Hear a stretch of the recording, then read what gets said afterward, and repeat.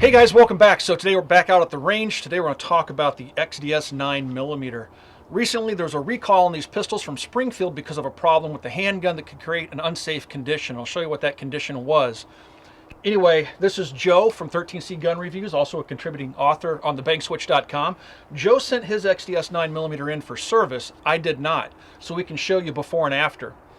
Joe, when you first got the pistol back, first of all, how long did it take them to get the pistol back to you? It took about 3.5 months. So it took quite a while for them to turn the guns around. I know a lot of people out there still waiting to get their guns back, but it looks like Springfield shipping them back in earnest. My local gun shop got several of them in. So when you first got the pistol back, describe what you felt different about the pistol. You know, when I first got it back, I was really disappointed. Taking it out of the box, it looked fine. The first dry press I did on it was awful. I did a review with you a while ago with the Minutes Arms 22, Yeah. And we had a lot of fun with that one. But basically, I described the trigger on that as about as attractive as Nancy Pelosi's face. When this first came back, the trigger on it was probably somewhere in the range of Hillary Clinton status. It was pretty bad. Not quite as bad as the Minutes, but it was pretty bad.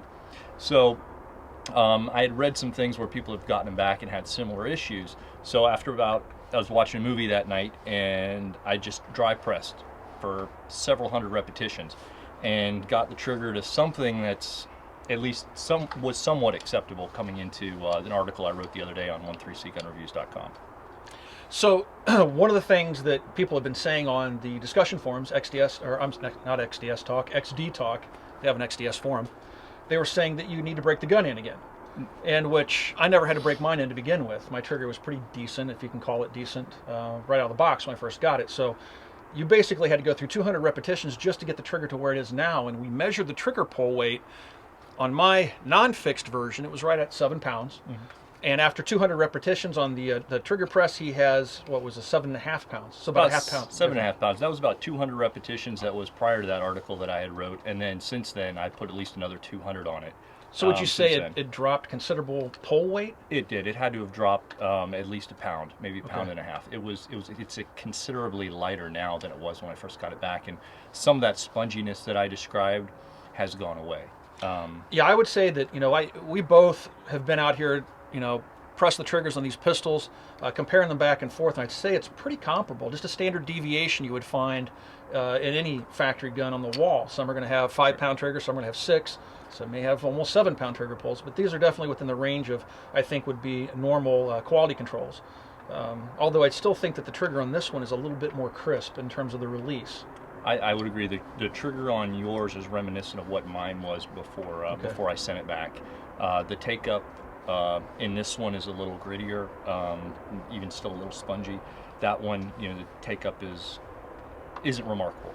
And it's got yours has got that crisper break like mine had before I sent it back. Now that I've got it back, it's not as crisp. I'll tell you what, guys, let me show you what the original issue was that was fixed by Springfield with Joe's XDS 9mm. So real quickly, let's take a look at the issue with the XDS 9mm before being fixed. If you fire the gun, you have to have your hand on the grip safety to fire it, okay? Now the gun has not reset. I'm going to grab the pistol where I'm not activating the grip safety.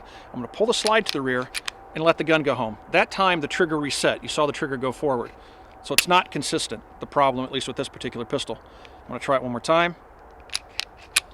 Okay, that time you'll notice the trigger did not reset. I'll see if I can do it again. Okay, the trigger did not reset. The concern is that the firing pin is staying in the forward position and all the internal safeties are deactivated because the trigger is not resetting. So potentially you could put a full magazine in the gun, not grip it properly, cycle the slide to chamber around, and it could potentially fire. Now, I'm not aware of any actual incidents where this actually happened, where somebody was hurt or that a gun accidentally discharged, but Springfield recalled the pistol anyway. So what I want to try here really quick is I'm going to take a live round. You'll notice the trigger hasn't reset. Now again, it doesn't happen all the time. I may have to do this a couple of times, and other times I've noticed if I cycle the slide sharply, it will actually cause the trigger to reset. Now also, I should point out, if I grip the gun properly and hit the grip safety, it will reset every single time. It only happens if you don't engage the grip safety. Let's go ahead and try it really quick. Okay, it went ahead and reset and chambered the round. I'll pull that round out here really quick. There's no mark on the primer. try it one more time. See if I can get the gun not to reset. Okay, it did not reset, and there's a live round in the chamber. I'm going to pull that live round out, and there is the faintest, let me see if I can get the camera to focus on this. There is the faintest evidence of a light primer strike. Okay, so it is barely tapping that primer, certainly not anywhere enough to accidentally fire the handgun. Now let's take a look at the pistol, Joe's pistol, that has had the recoil fix done to it. I'm going to go ahead and fire the pistol, dry fire it. I'm going to grip it improperly, pull the slide to the rear, and the trigger resets. Let's try it again. Trigger resets. Trigger resets. So that does fix the problem, that being the updated trigger mechanism that Springfield is installing in the pistols. I'm going to show you guys one more thing about the light primer strikes. These are 2 fresh rounds that I'm going to put into the magazine. They have not been cycled through the gun yet. I'm going to fire 1 round and pull the 2nd round out of the chamber and check for a light primer strike. This is the non-converted XDS 9mm, the one that has not had recoil fix done to it. All right, I'm going to take the live round out of the chamber. And there is no evidence of a light primer strike. Get the camera to focus here. Let's see if you can see that. No evidence of a light primer strike. So the firing pin is staying completely away from the primer, even when abruptly cycled by the action of the gun firing. So it is definitely leaving the firing pin in the forward position when it's not resetting the trigger before the handgun has had the recoil fix done to it. Taking a look inside the pistols, this is the non-fixed XDS-9 and this is the fixed. Taking a look inside, we can see no real differences between the two. The only thing that we found that's different between these 2 handguns, I don't know if it's due to the fix or not, this is the fixed handgun. Right back here, let me get the camera to focus here again, somewhere other than my face. There's a small pinhole through the grip safety. I don't know if you can see that. On my pistol, there's no hole, there's no extra pin in the grip safety right here. Taking a look at the slides, again, there's no difference between them, other than mine being filthy and his being more clean. Mine's right here, this is Joe's. There's no difference between the two. I don't see any extra machine cuts, don't see any extra pinholes. So whatever they've done seems to be mostly in the lower trigger group, perhaps. Perhaps they've done something in the slide too. I'm just taking a wild guess there. But whatever they've done hasn't cosmetically altered the appearance of the gun all that much, aside from that 1 pinhole. Well, the only thing left really to do, I guess, is to shoot these things. See if they work. Let's see if they work.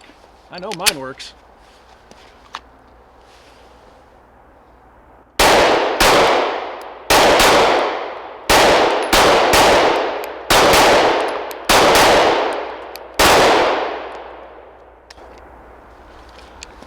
Well, what do you think? Seems to function just fine. That's all that's important. All right, guys, it's time for some final thoughts on the XDS 9mm factory fix from Springfield. Joe, what do you think of your handgun? You know, it's a lot better than it was. It's significantly improved. It's even improved since we've been out here today with, you know, the additional dry presses we've done and some live fire with it. You know, if you get your trigger back, if you get your gun back and the trigger is like mine was when I first got it, it was absolutely horrible. It was abysmal. I couldn't believe it showed up like that. After reading some other people's concerns, sat down, did a couple hundred dry fires, and it did improve from that first article I wrote. And then last night, coming into today, did about another couple hundred dry presses on it as well. And plus that, what we've done today, it's actually acceptable at this point. It's not bad. Right, yeah, I would say it's not far off from the pistol that hasn't had the fix applied to it. So I guess the moral to the story, guys, is if you do get your pistols back and the trigger's pretty bad. Now, this isn't the only handgun I've tried with the fix. A couple of handguns came into my local gun shop, and all the guys were passing the pistols around saying, man, check out these triggers, they're horrible. Springfield goofed these guns up. It's nice to know with, a couple hundred cycles on the trigger, it will actually start to smooth itself out. So if you get your pistol back and the trigger does feel really bad, really gritty, really heavy, take the gun out, fire it, or put a snap cap in it. Of course, make sure the weapon's clear, and do like Joe did. Sit down and watch a television show and cycle the pistol a couple hundred times, and things should smooth out. If you guys have any questions about anything you've seen in this video, you can find us on Facebook at www.facebook.com/military arms. Joe, how can people find you besides on the Bang Switch? Yeah, the Bang Switch is a great place. You can check out my articles over there. I'm also at 13cgunreviews.com, and then Facebook is facebook.com/13cgunreviews. One thing we both noticed is Facebook is limiting the content that's being sent out there on pages similar to ours. Yeah. So you might want to check us both out over on Google Plus as well. Yep, you can find us on Google Plus. I'll put a little graphic down here at the bottom, but it's plus.google.com/the military arms channel.